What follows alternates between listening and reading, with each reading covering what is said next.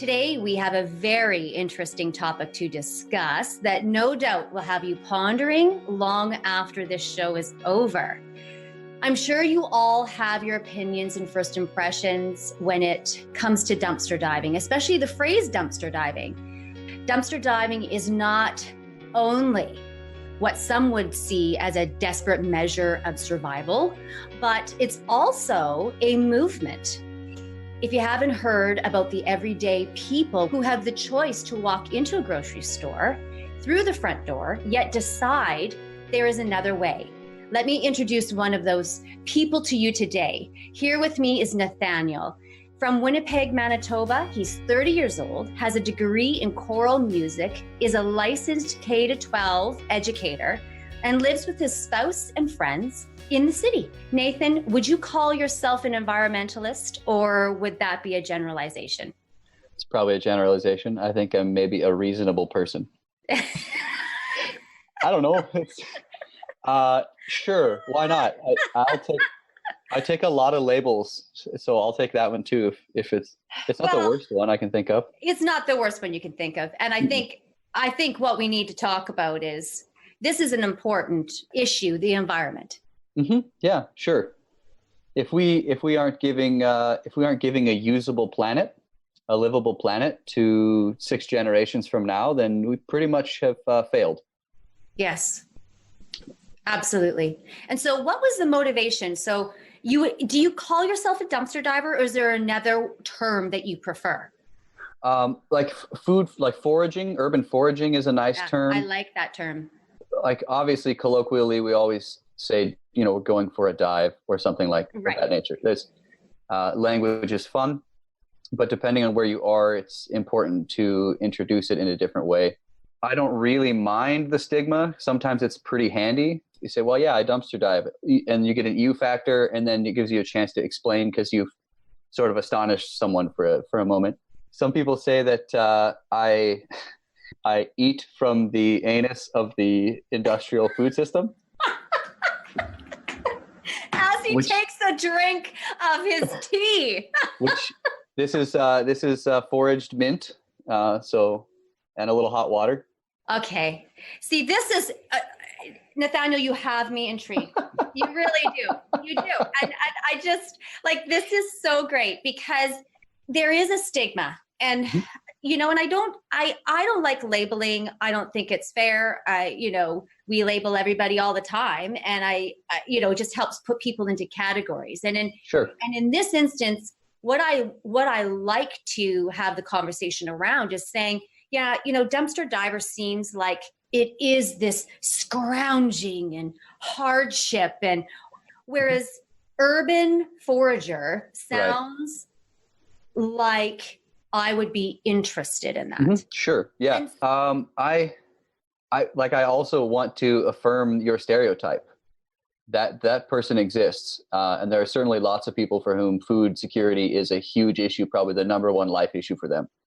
Oftentimes that comes in conjunction with drug use. It's a chicken and egg question about those two things a lot of times, or homelessness. People are often experiencing that at the same time. So I'm well aware that the company that I keep is not society's favorite group of people, but I don't think they're any less valuable because they don't fall on someone's A-list.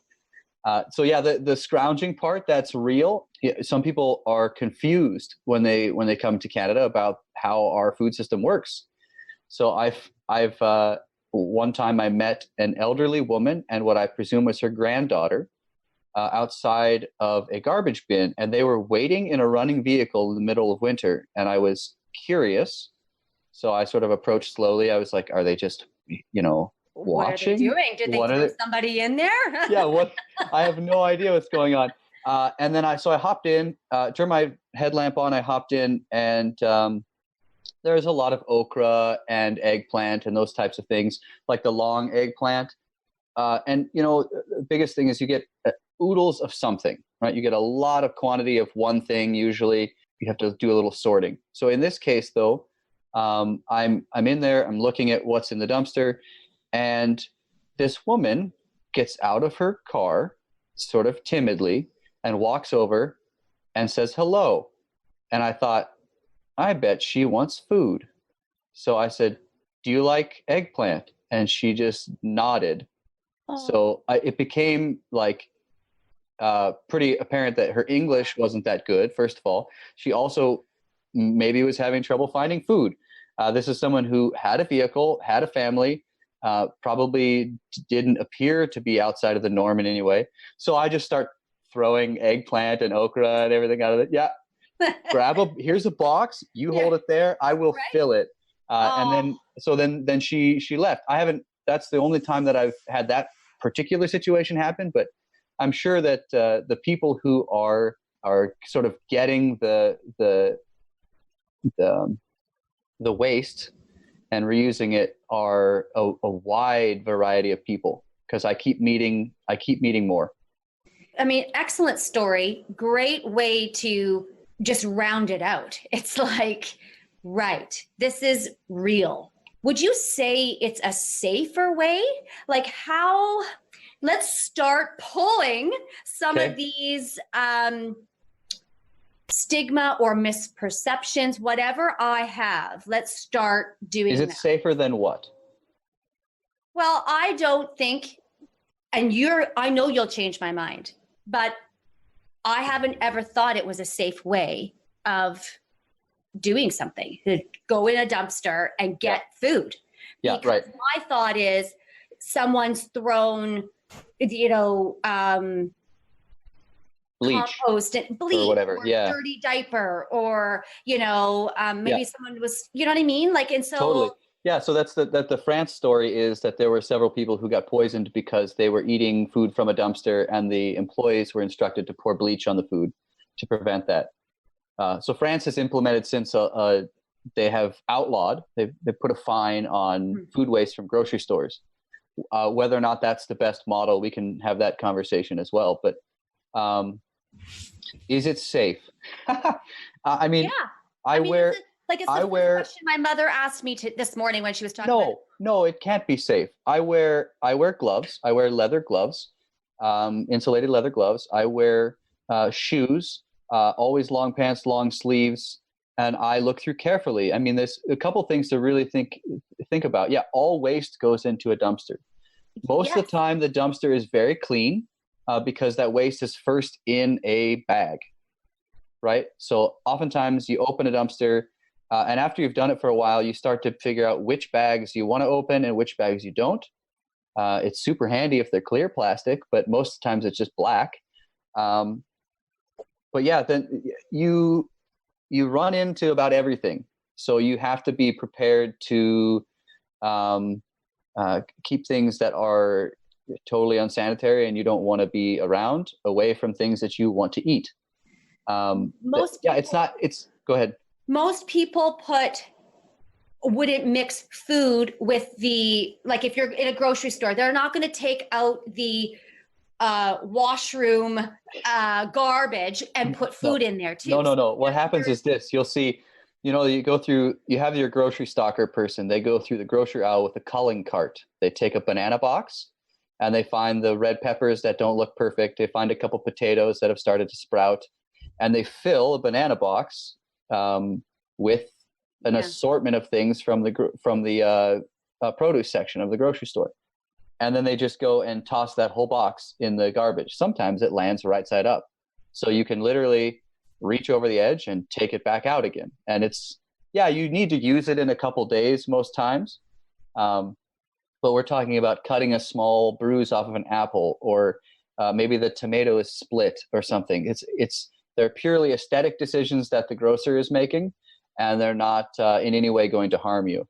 Yes, though, you do run into food that is moldy, or you run into food that has come in contact with rodents or something like that. And you need to be able to see those things, just as I think any reasonable person that is owning a home. Like, if you have your own food in your refrigerator, you need to be able to identify what can you use or what can you not use.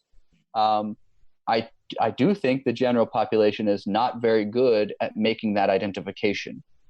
Let's Um, talk about that. sure. Why do you think that? Well, the amount of food waste that is on the consumer end of things.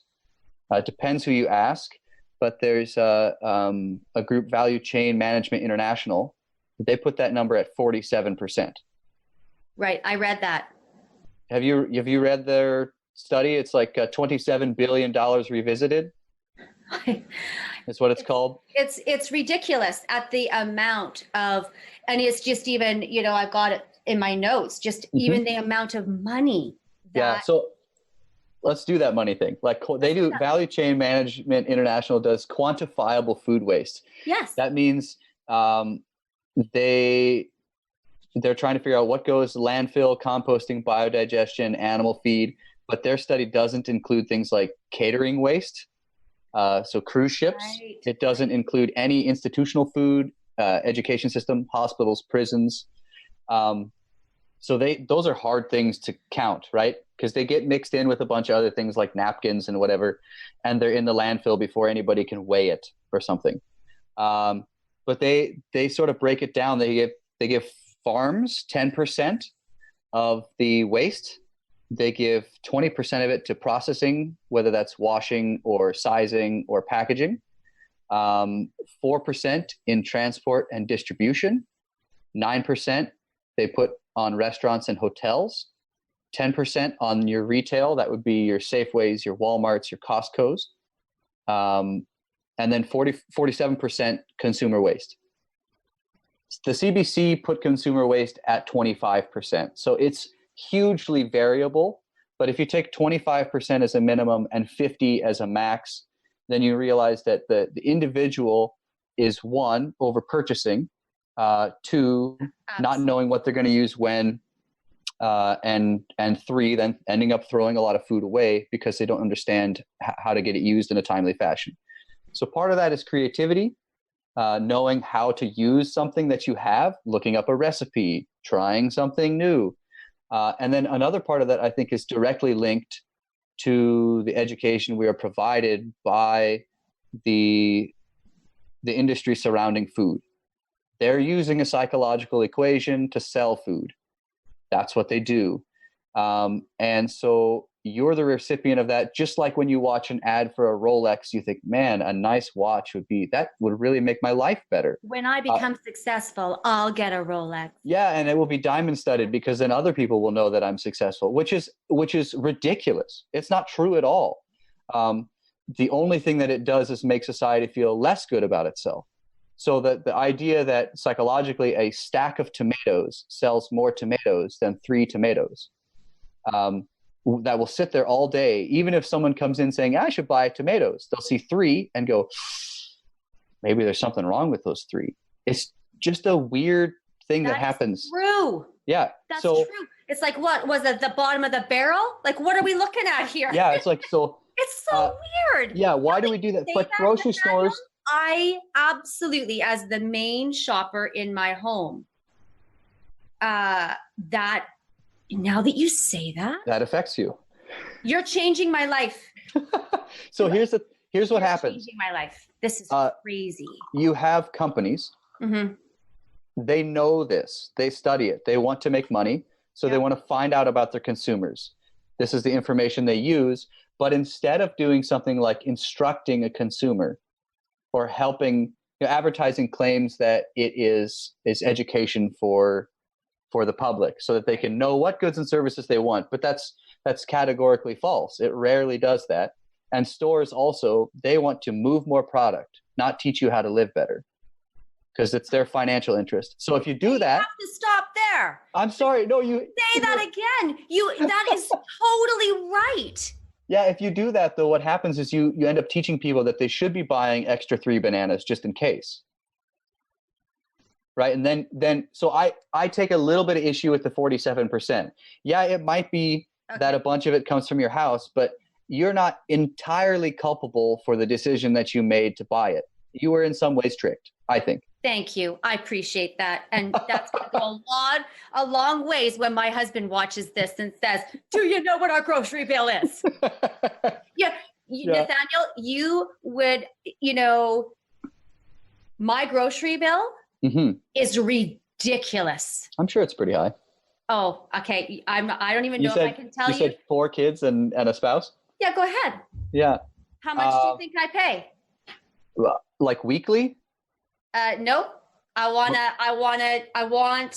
know what I do weekly, but I want Okay. you to just take a guess. I'm going to be vulnerable here. This is Okay. really, So let's say you are how old are your kids? That makes a huge difference. okay. So 20, Okay. our daughter's 20. Okay. Our son is 18. Yeah. Our third son is 16 and Yeah. our littlest is 9. Okay. So I would guess you're almost probably at $500 a week. That's just a guess. Maybe I'm high, but you have it's 20 and 18 You're or something not like that? high. You're not high. You're totally right. Yeah, okay. Great. $2,000 a month. Yeah, it's crazy, right? And, Here's a and fun thing. And he says to me, what? And here's the thing. We are keenly aware of our waste. Mm-hmm. Yeah. Example, downstairs fridge, upstairs fridge, right? Because here's what we don't want to do. We both work full time. We do not need to go to the grocery store all the time. So we go to the big box store. We buy a big box of pears. Yeah. 6 you eat most of them. Good for you. 6 get eaten, 3 are damaged. The others are just sit there. Yeah. I feel bad about that. Yeah. It's how we do it. Yeah. And so on that bead of what you're talking about, like everything is sold, like cucumbers are sold in 3s. And you know what? You're like, they're also individually wrapped in plastic often, which drives me bonkers. I know. Now, in the summer months, I go to my local farmers market. And I love that market. And I still overbuy there because I always think, well, they're going to be home for dinner. They're going to be home for lunch. They're going to need this. They're going to need that. And I'm thinking about it saving my time. Sure. But what I'm not thinking about, and this is what you are showing me. So there is a piece of me that's like, darn it, Nathaniel, why did you have to be the guest on the show today? Because you're showing me that there's some work here to be done. Because I'm focused on saving time. I'm not focused on the environment. I'm not focused on what is really important. Sure. And you said it. The grocery store doesn't teach us how to do that. Yeah, that's true. So there's 2 other parts to this. I think personally, one thing that I do is I've just said out loud, yeah, it's okay if we run out of food, like at a dinner table, right? So there's 10 people at my house. They're having a dinner, and I'm going to feed these people. My spouse is from Mexico, so we like to make tortillas and put some carnitas or something like that in it, like really good. But we're only going to make so much, and everybody's going to have 3. I can guarantee that. So I know that no one's going to be hungry. The last thing that we're dealing with right now is a scarcity of food, even though that's kind of our perception, is that there's never going to be quite enough. And so I come from a culture that loves to always have extra food. Of course. And my thing is, if someone says, oh, can I take the last of it? Well, duh. Yeah. Like that means that we didn't waste anything. Everybody's happy. In fact, you might want another one, which kind of makes me feel good. Like you actually liked the food that I made. But no, that's what we had right now. That's it. It's done. This meal is over. If you want something else, you'll have to find something else. Okay, and that's okay. And that is, you just said it. You just said the thing that I've not ever said. It's okay, babies, if there isn't enough food to, if we run out of food. It's okay if we run out of food because we're the fortunate people that can just go down the road. Yeah, you can grab more if you're really that hungry, you can get more. Yeah. So I think that's something to just kind of be, if everybody did that, like if you change, they talk about gas prices, right? 1% change in the oil market, like totally changes things that happen at the gas pump. The similar things happen to food markets. 1% change alters all of the ordering like schedules all over the country. Yes, it does. So that those small things end up making a lot of difference. The whole value thing. So Value Chain Management International says it's around $30 billion of food, but they do this little iceberg thing. They say, okay, so food waste at the top of the iceberg. Then you have the water level, and then there's labor, energy, transport, inventory, infrastructure, disposal costs, other financial things, and audits. Those all are underneath the water. What does that add up to? On the food that they could track, not all the institutional stuff, which is a ton, like kids at middle school going back with half their tray that they don't like the beef stroganoff. They're saying $107 billion annually in Canada. 107 $107 billion annually. $1,000,000,000. Yeah. And you were talking about, wow, we spend $2,000 a month on food. So like there are 36 and a third million Canadians. You can start to do the math. If you're responsible for 47% of that waste, the quantifiable thing that I just estimating is that you buy like $900 of food a year and you throw it directly in the garbage. Like not even passing go, just literally. Not even, yeah. You might as well, they might, yeah, you might as well I'm just going to contribute. Put the garbage in front of Sobeys, you walk out, you put in, and you go home, and then you use the rest of it. But if you think about the value chain cost, and this is important because it affects what the grocery store has to charge. So if you think about the value chain cost, you're at like $3,000 per year per alive Canadian.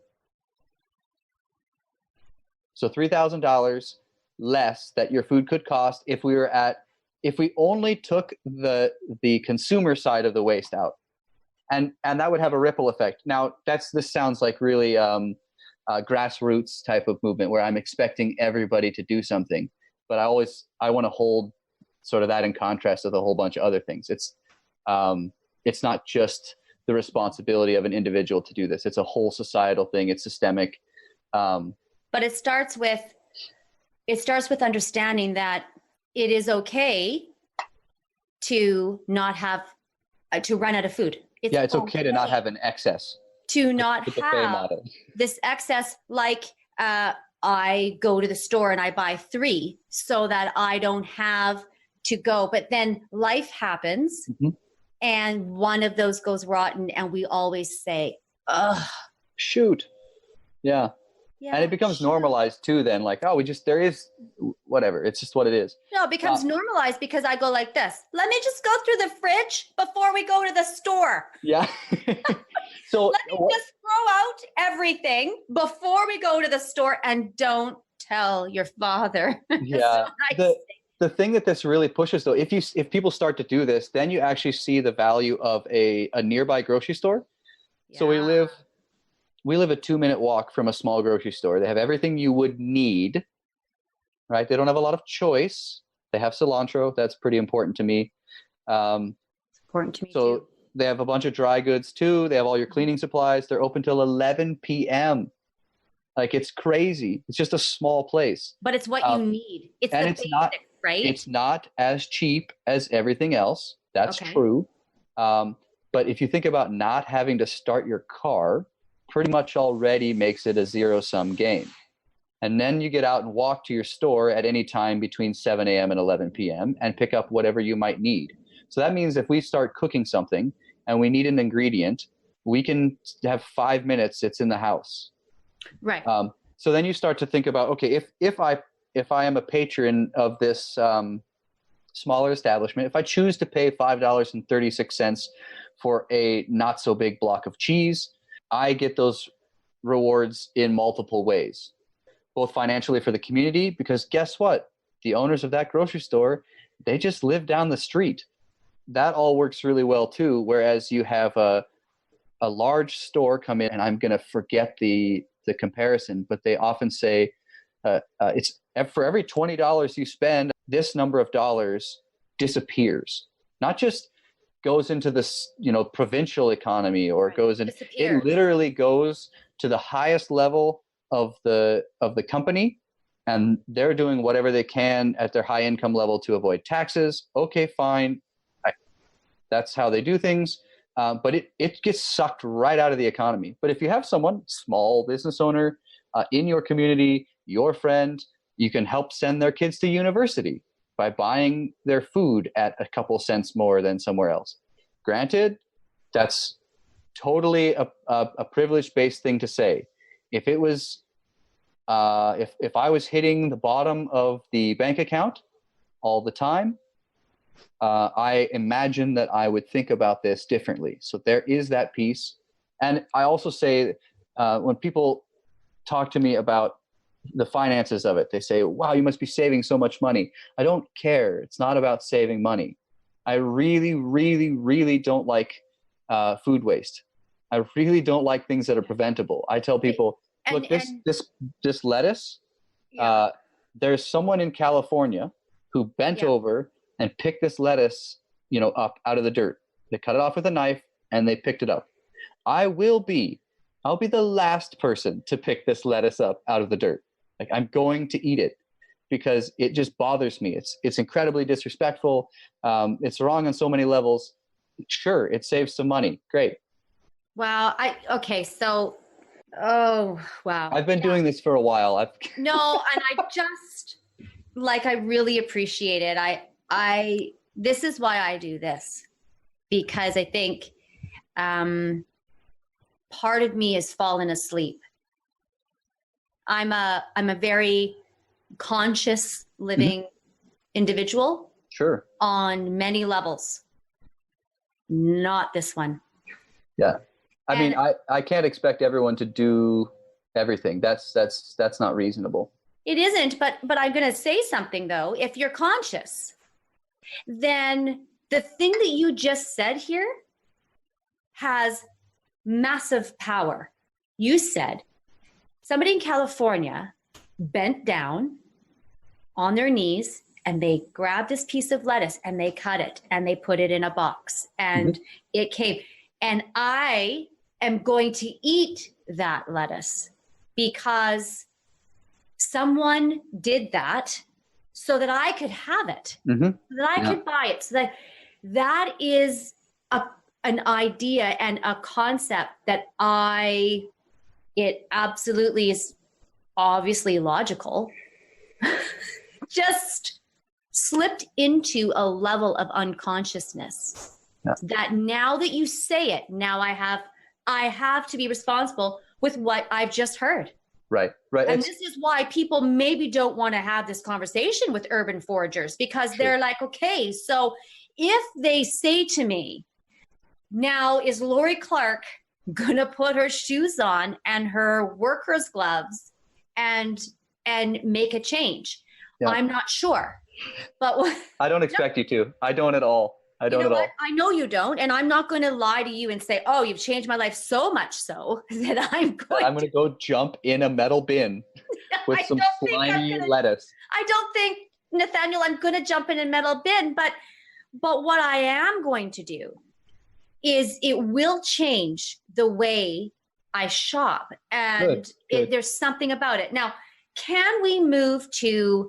Okay, so you mentioned what you wear. I want to talk about the practicality of it now. So what you wear, you say long pants and gloves. Yeah, right. I mean, I'm aware in the back of my head for some of that clothing stuff that we have an opioid crisis in Canada currently. Yes. So like I think, broken glass, there might be some of that, but that's pretty obvious if someone throws a windshield in the dumpster. However, if someone just happens to just chuck their needle, I don't really want that needle around me. So yeah, I'm not advocating it. It's not safe, right? Don't do this. Don't try this at home, kids. But the food on the other hand, this is where you're going. What's the process with the food? Oh, so I'm going, you get in it, you get ready. You put your gear on. Yeah. You said you got a little headlamp? Of course you do. Yeah, you need free hands. Right. You can tell I haven't done this before. That's okay. So headlamp goes on. Yeah. Free your hands. You scan the environment. You scan the bin. Yeah. And then you step in. Yeah, most of them are high enough that you actually have to climb in. So I have several different acrobatic moves depending on the bin size and shape. You just like put a little trampoline on the outside and jump and then jump in? No, like, so there's a couple different things. Most of them you can look into. So you look into your scan, and oftentimes there's a distribution of food in there. Some of the grocery stores, there's quite a bit. So you're actually looking for the correct place to land. Like, all right. You don't want to land in a box of bananas and like do the Mario Kart thing and hit banana the back bread. of your head. Now we're having banana bread, everyone. Yeah, with my dumpster juice covered shoes, that's not going to go over well. So you look for a place to land. That's pretty important. And then, some of them, you just pull yourself up and get a knee on the edge, swing one leg over, and drop yourself in. Yeah, okay, you drop in, and then getting out is the hard part. There's usually on the way in, there's like a piece on the dumpster you can step on. Yeah, I know. Or an edge where the truck is going to pick it up to dump it. Yep. The inside's just a slip and slide. Yeah, so like you got to be good at getting back out. Well, yeah, and the thought goes to my mind, like some poor, person's walking with their little banana box that they've got, all the bruised apples in. Yeah. Has it ever happened where you're in there and the next thing you know, you're covered in something? No, I've had friends who've had garbage thrown on them, and it's pretty funny. The one person said the employee of the store didn't know I was there, and so it was pretty funny to, like, they just threw in a bag of garbage, and they heard the person coming, and so they just kind of laid against the front of the bin. So it opens up, their headlamp's off, no one has any idea they're there, and then a bag flies in, closes again, they turn the headlamp on and keep going. Okay, so that is the thing.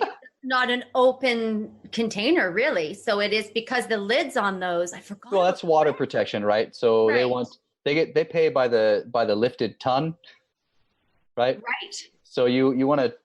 Then a whole bunch of reasons to have a lid on a dumpster, but one of them is so that it's not full of water. Right. And then the other thing is that, if someone sees someone in there, like, it's a frightening experience if you're, startling. I'm sure it's startling for some people. You're not ready for that. Yeah.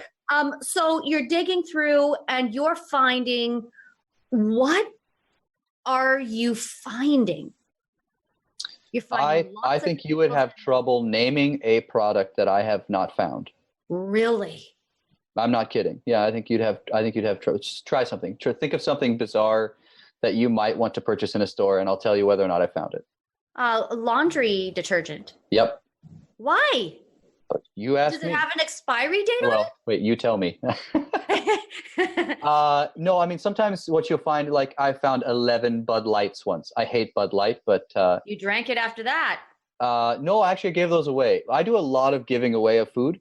Oh. I ran a food share. We moved, it was actually in a church basement. They had an unused industrial refrigerator. And so we'd clean everything up, and then we would put all of the excess. Like, you might find 20 watermelon. I can't do it. I cannot eat that much watermelon. 3, I can gorge myself and be sick, but 20, no. Yeah, it's not going to happen. So then we just moved that. So we moved several metric tons a year through that fridge while it was running. That was fun. What do you think that was, Nathaniel? 20 watermelons for what purpose? Were they thinking they were bruised, or? Yeah, so there's this whole thing about the way grocery stores run is almost by the square inch. You have your shelving space, you have your floor space, and you need to stay above a certain amount of income per square inch. And so oftentimes grocery stores sort of estimate income per square inch or income per shelf space, whatever you want to say. And then as soon as a product drops below that, the rest of it just gets junked and it gets replaced by something that's going to have a higher margin. The longer it stays on the shelf, the less money it makes. Right, because it's taking up the space for something that might make up more money. Right, and sometimes it is that it's bruised, or that it, not every watermelon is a nice light green tiger stripe with dark green. Some of them have like a brown spot that was actually touching the earth where all our food comes from. And when it was growing, some of the soil that was feeding it got connected to it, right? And so when they pulled it off the ground, it had a less UV exposed part. And that doesn't mean that it's a bad watermelon. It just means that it's an actual watermelon, right? So some of those things, they're purely aesthetic. Wow. I almost laugh. There's other things that get thrown away that we don't really want to take, like Cheetos. Find a lot of Cheetos. Wow. Who knows why? Candy is a huge one. And those things like chewing gum. Wow. I don't need that much chewing gum. I give away chewing gum for like the last, I don't know how many years of my life. Someone walks in, I ask them, do you need any gum? Like, it's just, there's more gum than anyone needs. And is it this?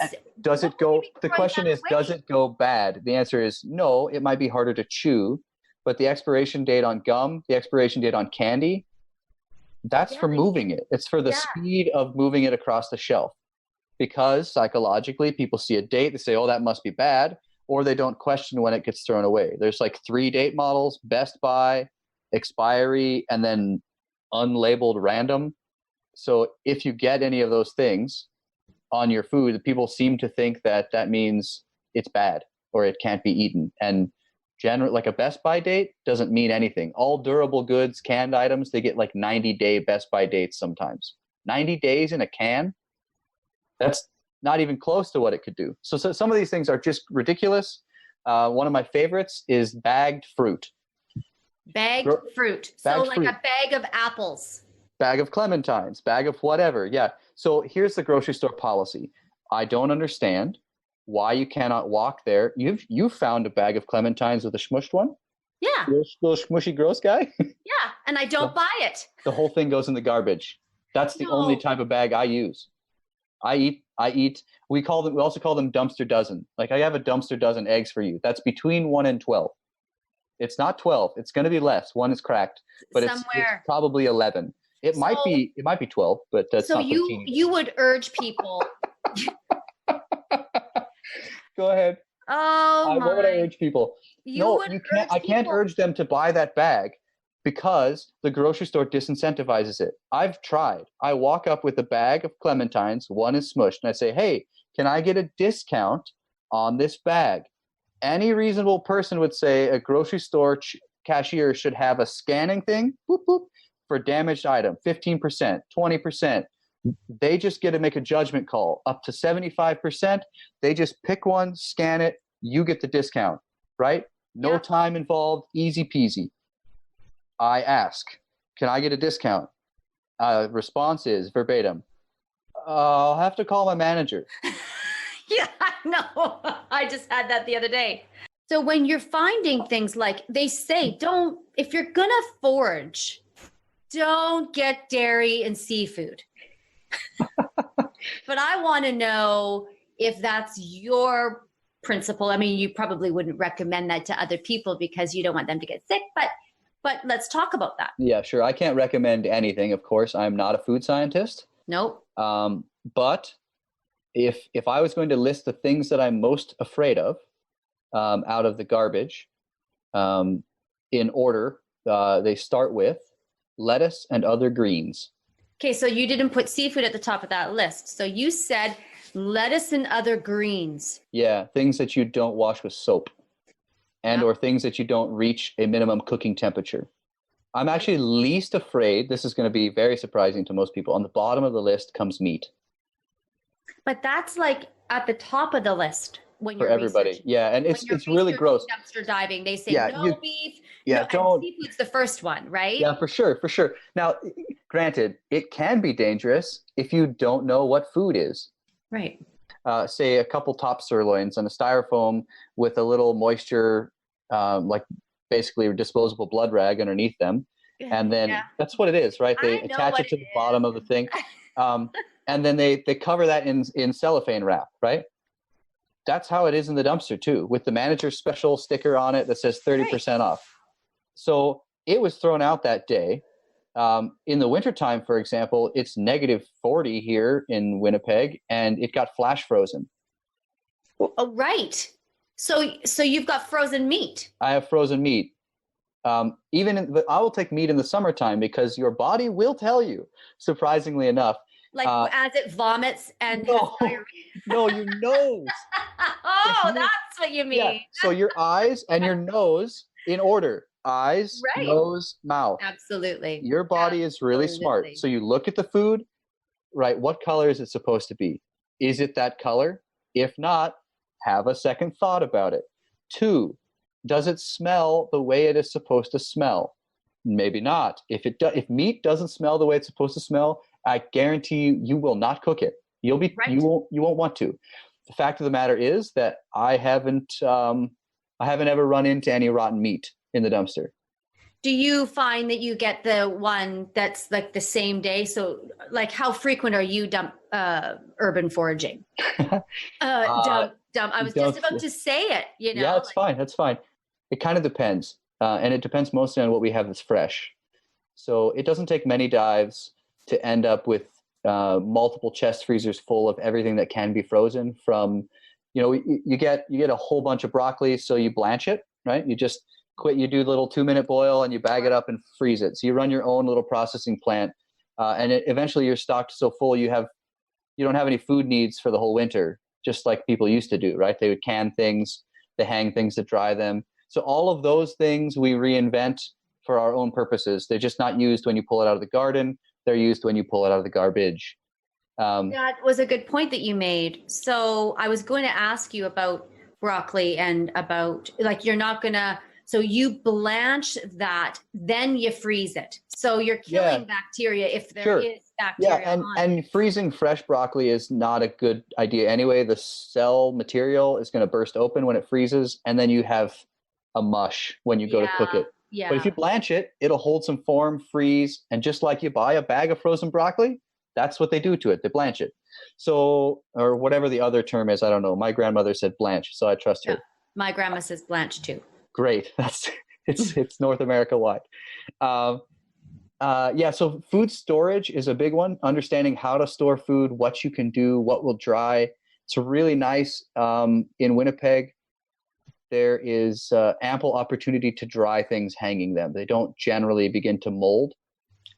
In more humid environments, exactly. It's low humidity throughout the wintertime. Almost anything dries when it's hanging up. Back to that list. So the number one scary thing is things that you're not going to wash with soap. Okay. So lettuce and that sort of thing. Yeah, those types of things. And then everything else that has either a husk or a rind or a shell or whatever, I can literally just run it through a bath of soapy water. Yeah. And then, I have several friends who don't even do that, but I generally do because I kind of care about aesthetics and I like my food to look great. Other people just rinse it. We generally use a pretty standard antibacterial soap, just because you might run into something that is pretty gross. Right. We haven't, in all honesty, I've never been sick, not once. I've never had food poisoning. I got food poisoning several years ago when I went to a potluck breakfast, and I'm pretty sure it was like the deviled eggs, because one of them tasted just a bit funny and I left it on my plate, but I was really sick like a day and a half later. But I've eaten almost exclusively garbage for 3 years and I have not once had food poisoning. You get all of your grocery items from the dumpster? Yes. That is, so your grocery bill is what I choose it to be. Come on. So if I want, if I'm not willing to be flexible, then I would need to buy something. Right, because okay, yeah, I get that. Right. You're not going to find a 5-pound bag of rice once a week. No, but have you? Yeah, the big 18-kilo mesh bags. Yeah, totally. Yeah. But why would they throw those out? It's got a hole in it. Got a hole in it. Got to throw it out. Yeah, got to throw it out. So any of those types of things, things get thrown away. Lots of stuff. Now, yeah, granted, we do buy some things. We choose to buy some things, but we wouldn't have to. Do you ever find diapers in there? Like the boxes of diapers? Boxes of diapers. It's pretty rare, actually. Yeah, you wouldn't find something like that. There'd be no reason why a grocery store would throw something like that out, or formula.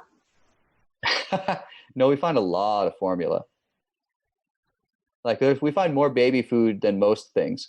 We had several people that we know, they have young children, so we We gave them a year's supply of that. You know, the numbered step, Yeah. like cereals or whatever, different grinds and stuff. Some have fruit and whatever. We found, wow. One time we went, we found, well, more than once, we found so many of those.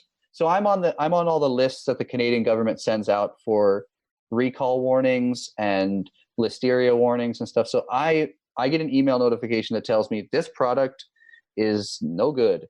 I have only found one of those to actually seen one that I said, oh, that's why that stack of that is there. It's because it's on this recall list. And they maybe didn't ship it back, and so they just threw it in their garbage. Chances are that won't even make you sick, but I want to make sure that I'm not pulling anything in the house that's on that list. Well, you would do some research on that, wouldn't you, Nathaniel? You'd say, okay, if it's on the recall list, why? What's in it? Yeah, the way the recall list works actually is it has an allergy list.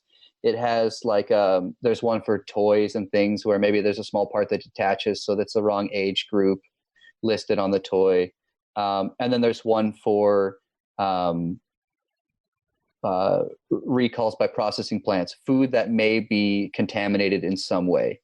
So the allergen one, there's a lot of may contain milk and may contain peanuts that come through there. I'm so lucky. I don't have any dietary restrictions. Right. And so I don't care, right? Okay, it has milk in it. Great.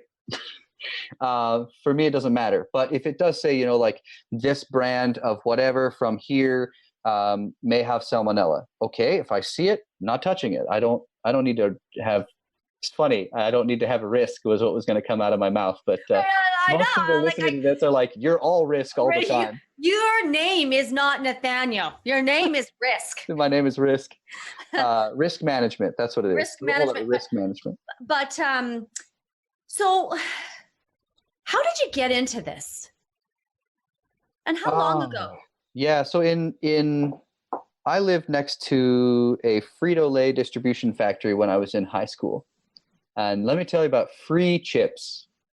Okay. So if a bag of chips has a date stamp, it's at the distribution factory in a pallet, and it's not going to make it through the transportation system all the way to your local whatever gas station so that you can pay a lot for a bag of potatoes. It goes in their garbage. So we would just roll up with the mom's minivan. Minivan. Yeah, and hop out, flashlight. Holy cow, look at all these chips, wavy lays for years, and just throw them in the van and go home. That's so unhealthy. It's terrible. Now I get excited when I find, red peppers. Excited when you find red peppers. It's pretty frequent, but that's, I leave chips there. Or you find a bag of Cheetos and you just... Yeah. You just open it and pour it over your head and leave. Yeah. What about the seasonality of everything?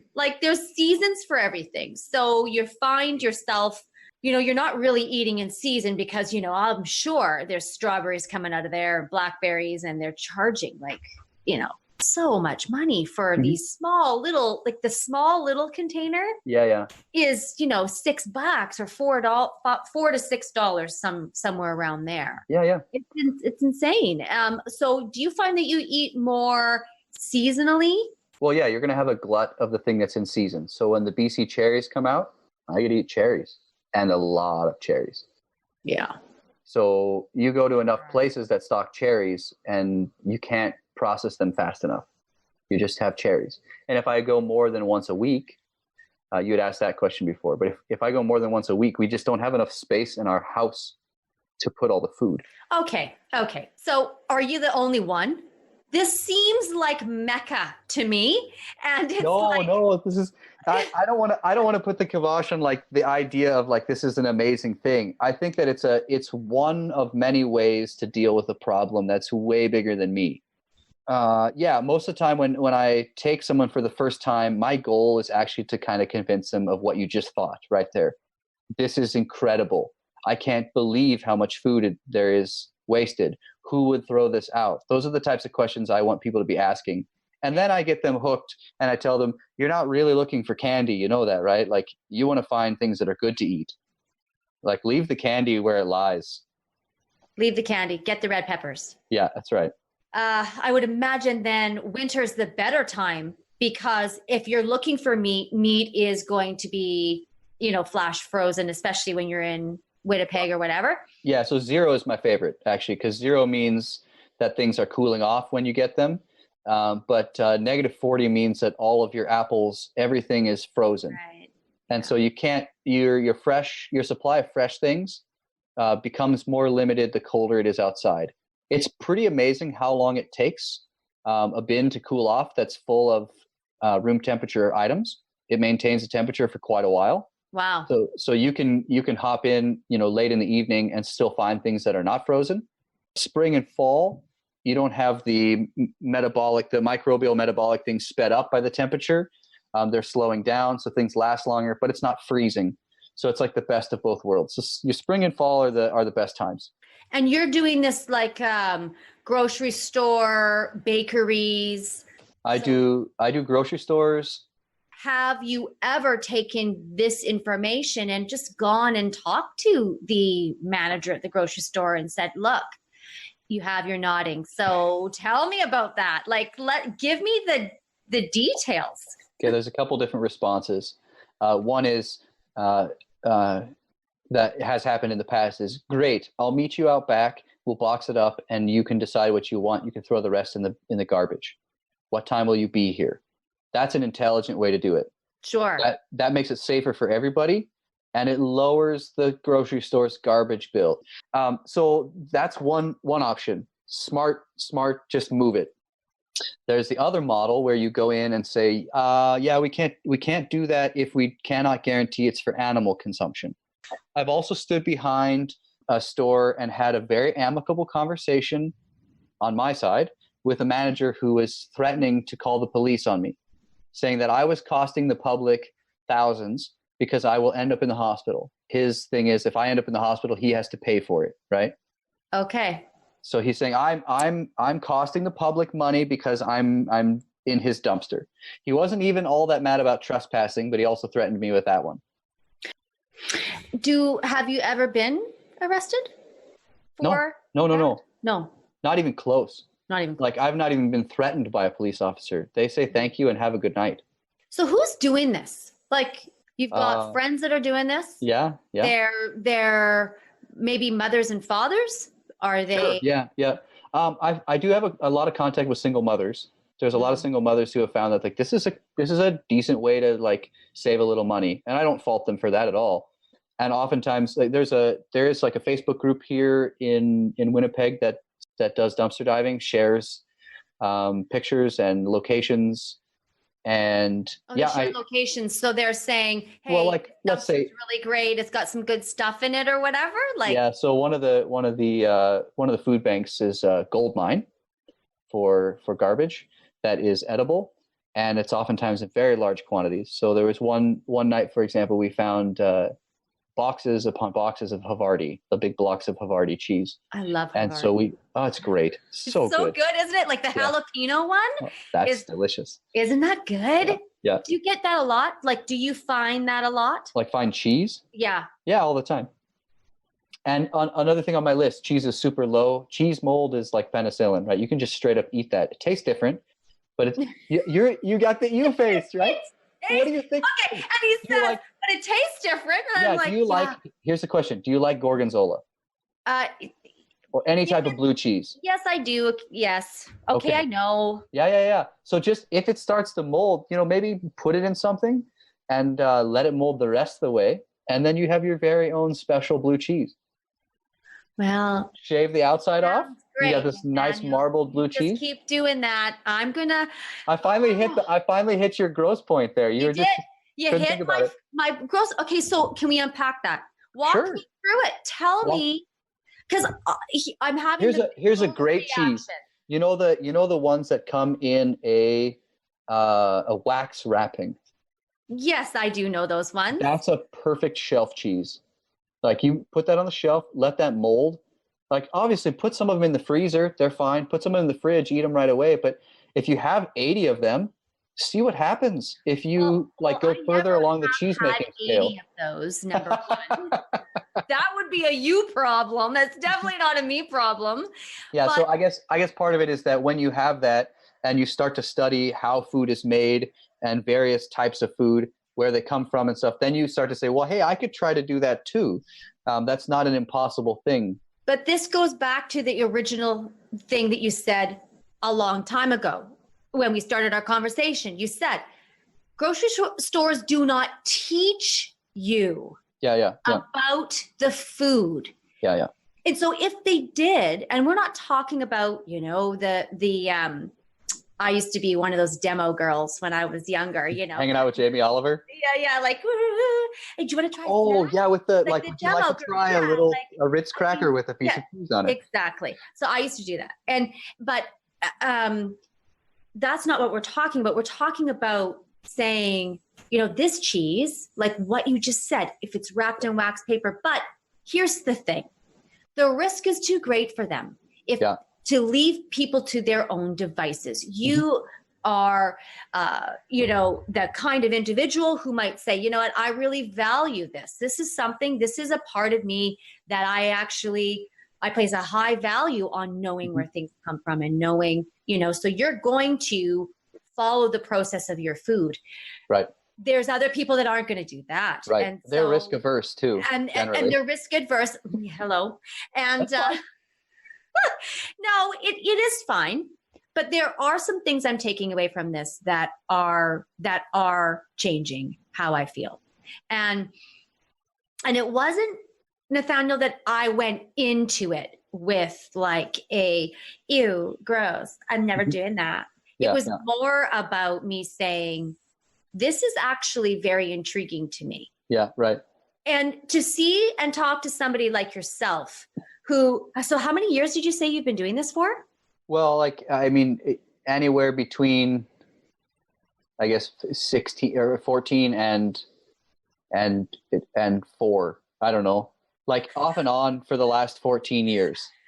Okay. So between in university, is that a dumpster's dozen that you give me right there? Yeah. So anywhere between 4 and 14 years, that's a dumpster's dozen. So you were talking earlier. I found it interesting. You were saying like it hits this sort of moral or ethical fiber. Like you're kind of repulsed by the amount of food waste. I was. There's a kid. There's a kid in BC, Justin Kulik.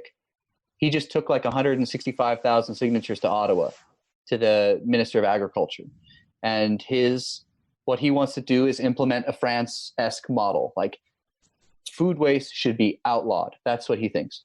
He's 17. Give the kid, like the nuance of it, I think maybe might be lost on him as to which models work the best to curb food waste. But he wants to do something. And I listened to the Minister of Agriculture like respond to the meeting in public, and I was really disappointed. Like it's all like, we'll take this into consideration and it will inform our future choices, in parentheses, to do nothing at all. And the poor kid had to print out boxes of paper because for some reason you have to take your signatures in printed form, or the government decides you're not worth listening to. Those types of things are like, he's on to something. Teenagers are they're BS sniffers, right? I have a whole bunch of them in my house. Yeah, they have a keen ability to look at hypocrisy and see it straight for what it is. Like they don't have the cognitive dissonance thing running full bore all the time. So that's a huge advantage. If you have someone, use some of that energy that you and I might not have. Do I think that the France model of outlawing is the best? Not necessarily. Italy also put a model into place that allows businesses to record their donations with a simple form. So they streamlined that.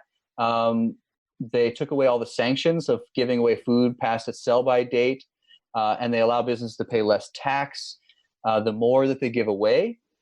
The farmers also can give away unsold things to charities, and the agriculture ministry or whatever is researching better packaging, right? So they're spending money, they're giving money back to people who are doing doing better with their food waste through tax incentives. It's basically France's model is punitive.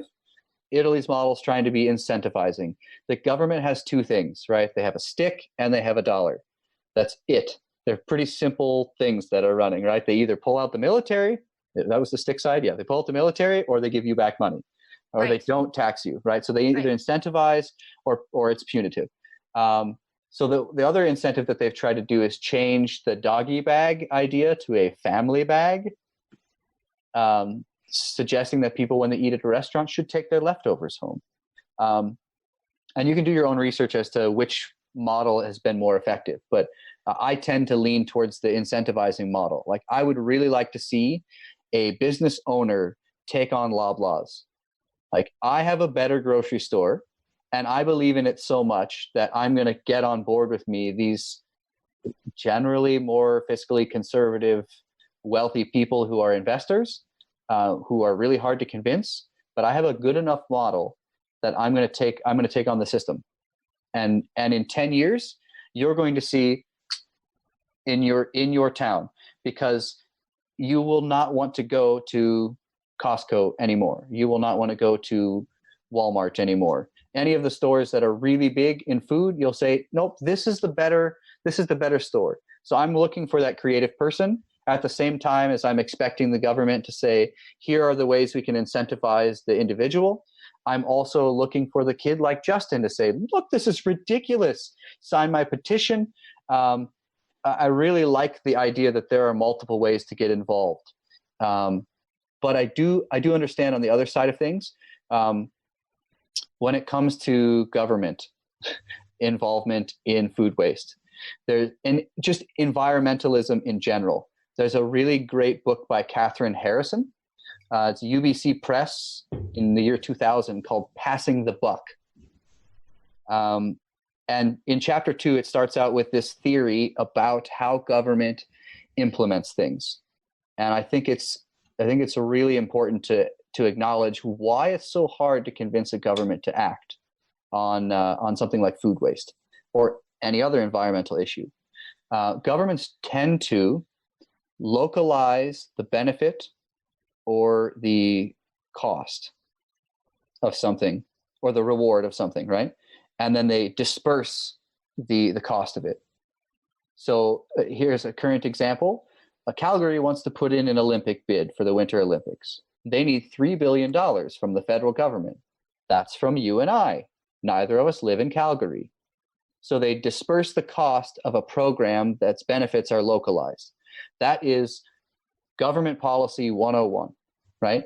Well, the issue with that is that when you have an environmental policy, it doesn't take very long to figure out that it's actually the exact opposite of that. The best environmental policies that we've come up with so far localize the cost on a large polluting industry or on an area, maybe people who are traveling too far. They live too far outside the city and they're commuting in, so you're going to charge them all $1 when they cross a certain point. That's localizing the cost for an extremely distributed benefit of clean air or, less polluted water or something that's pretty hard to quantify and is a public good, unquestionably so. Right. Food waste the same way. We waste less food. Everybody saves money, but where is that money? Right. Where is it? Where did it go? It didn't. Yeah. It's not a localized benefit. You're not feeling it yourself, for good or bad. So you don't know whether to vote for or against this. It's a non-quantity. It would make it feel better if I knew that culling box was, being handed off to a homeless shelter, or, Right. You'd feel better. You'd feel like it was doing something. Because like you said, there was and is someone that is actually picking that item. They're taking their man and woman hours and they're putting their hand to that, whether it's driving a machine, whether it's putting it into the box with all the garbage that, the styrofoam and the terrible packaging. But someone is touching that. And so it's like you said at the beginning, it's almost disrespectful to, to that person who works so hard to not follow it through its whole cycle to the end, which could be. I don't entirely disagree with you, but I want to turn it just a bit to the side, because I firmly believe that like what you would do. Go ahead, Nathaniel. Yeah. Okay. So here's the side. Yeah. Here's the thing. I firmly believe that I have the privilege to eat out of the garbage. I can choose what I do. And I also firmly believe that if the Canadian standard right now is that we do not, and we're not comfortable eating things past their due date, then I do not want to feed a single homelessness experienced person anything past its due date. I would agree with you. But didn't you say at the beginning that the due dates were just for... Oh, certainly. Yeah, certainly. The standard is wrong, but it is the standard. So what I'm trying to avoid, we need to change the standard. We need better labeling, better packaging, all of that. But that's our work as people who yes, you're right. You're totally right. Have some privilege. But if currently the date stamp says you're not supposed to eat it past July 15th, then don't. Do not. And don't give it to people. But you can, I can choose to eat it because I can also choose not to eat it. But if I'm someone that's standing in line for food and you give me something from yesterday, it's demeaning.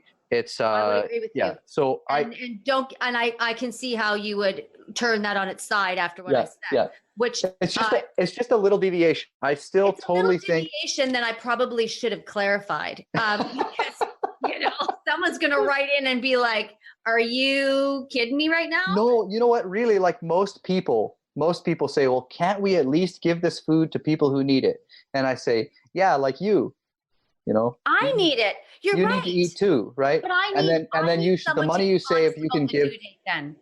What's that? I need someone to be honest about the due date then. Yeah, exactly. But you can also, like, the money I save by getting this food, I could maybe give to something that helps people. Absolutely. Thanks for making sure that I didn't get any hate mail. Yeah, you're welcome. You're like, oh, got to round this out a little bit. Okay. Yeah, don't give anybody my address. That way I won't get any either. Oh, yeah, no, I won't. Trust me.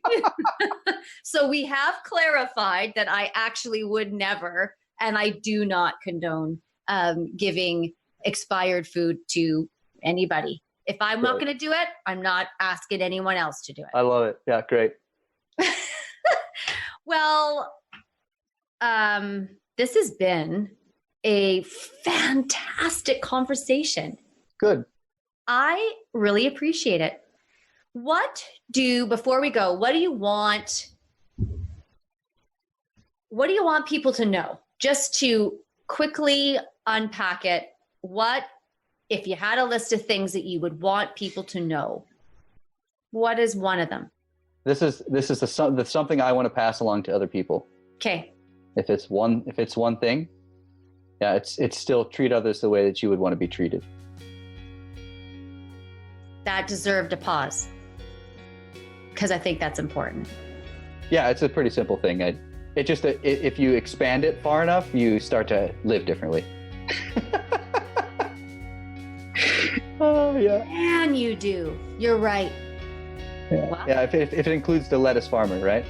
To go back to that one. Includes the lettuce farmer. Yeah, then you start to do things differently. Then you will do things differently, and I know I will. Thank you very much. You're so welcome. Yeah. Thank you, and have a great day. You too. Hopefully, we'll see you again sometime.